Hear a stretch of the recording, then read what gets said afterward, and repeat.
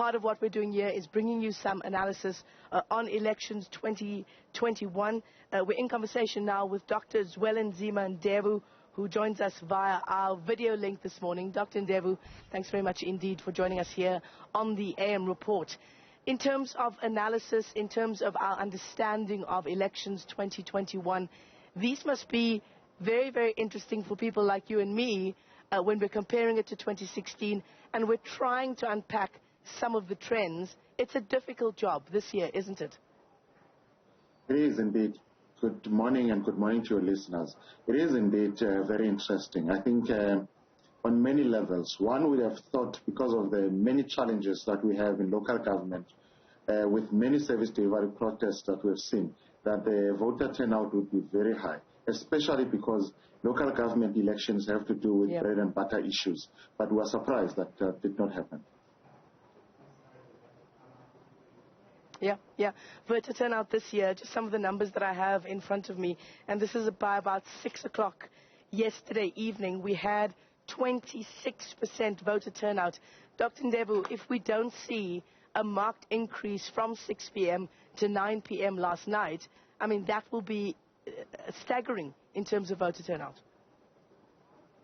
It would be, but we must also remember that our people mostly think that staying at home is actually making their voice heard. And we need to do a voter education to inform people that you need to make your mark, you need to make your voice be heard. And the only way you can do that is by going to the voting polls and voting. I think this would put a dent in our democratic system, would make us to reflect, because we would know that unlike the rest of the world, we have been having very good voter turnout in the previous elections that we have had. Yeah.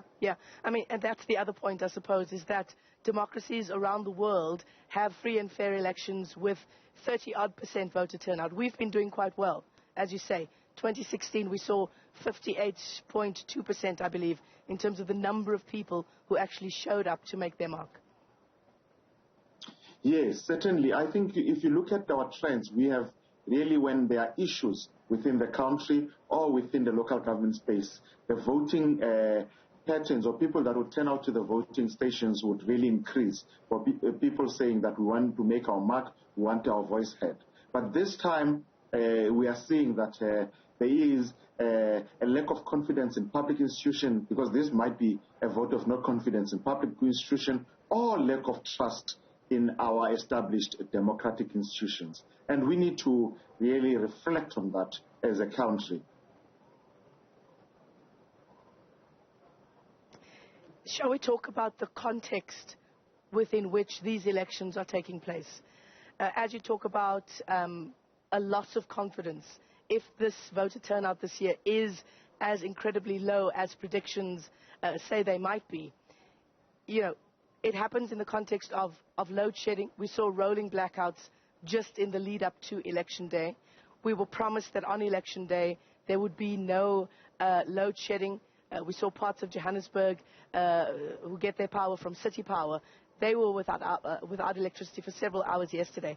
So the issue of electricity, the issue of SOEs, not only Eskom, but a number of others as well, hollowed out by corruption. And then, of course, the big issue, and this is an overhanging issue of the past couple of years, the COVID-19 pandemic and our handling of the pandemic here in South Africa. One would have actually thought those issues that we have raised would have made people to go to the voting polls, actually to say, we are not happy with these public representatives. We want to have new ones that would do things differently. I think one would have expected that to happen.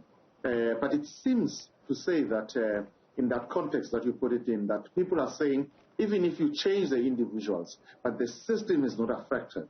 So we know, people are saying, we know that the system is not affected, will continue as it's operating now, being dysfunctional, not being responsive to the need of communities. I mean, we've seen rolling mass actions throughout this campaign period before the elections, and we'd have thought that would make public officials and public institutions to realize that this is a moment of reflection.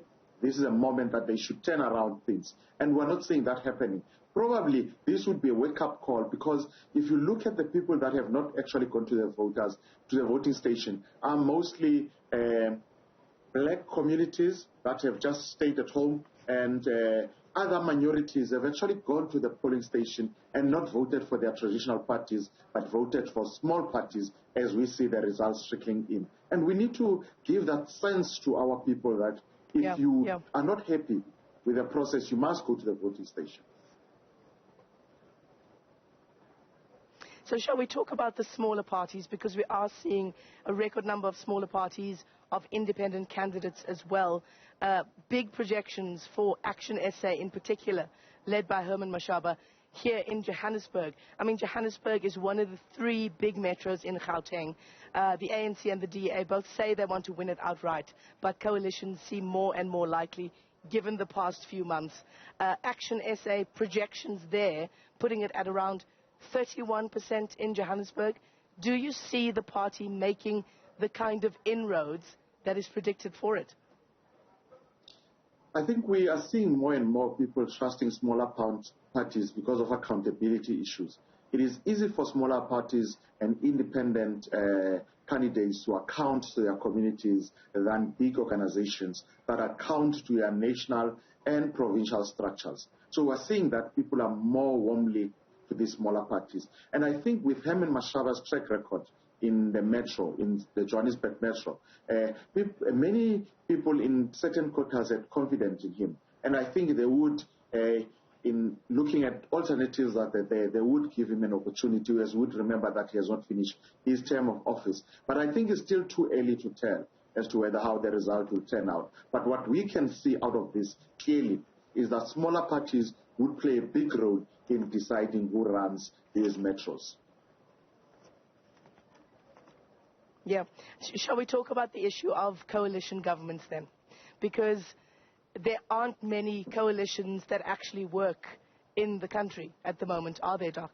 There aren't many metros either that are governed outright. It doesn't necessarily mean that if a metro is governed outright by one political party, that means better service delivery either. We've seen all of the political parties indicating one way or another what their stance is on coalitions. The Democratic Alliance says, it's not in favor of a coalition with the EFF. In fact, that's off the table completely. Their ideologies don't align. The ANC has indicated it's open to coalitions, as has the EFF as well. How much can we read into what these parties say during the campaign trail, insofar as coalitions are concerned? I think, we must read the fact that the parties have agreed or accepted that they would not win outright these metros, some of these metros, and it is becoming clear that they've lost support, those who had support in the metros. And smaller parties are going to play a big role in assisting any political party that wants to govern. So coalition governments are a reality within local government.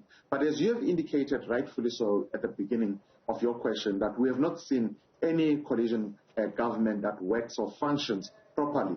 The Nelson Mandela, we know that was a big disaster.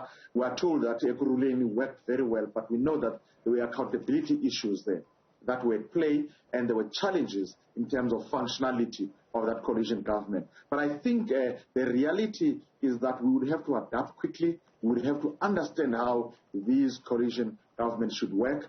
It should not be only about trading of shares of positions within the municipality, but it should be mainly about service delivery. And I think these elections would force any partners that want to come together to mainly talk about service delivery issues and program of action, because they know that if they don't do that, they're going to be punished at the next election. So I think this is our future. We, especially at local government, we need to embrace it, but we also need to ensure that they are program-based, these coalition governments. Yeah, absolutely. Dr. Zwelinzima Ndevu, let me thank you for your time this morning. He joins us via our video link with Stellenbosch University getting you more analysis on the results so far. Again, I want to stress that we've only got a very small percentage of the votes that have been counted and that have been logged in the IEC system. So the results we're giving you, it falls within the context of our political landscape in the country at the moment. And of course, we're looking to 2016 as well to try and understand how South Africans have voted when they went to the polls.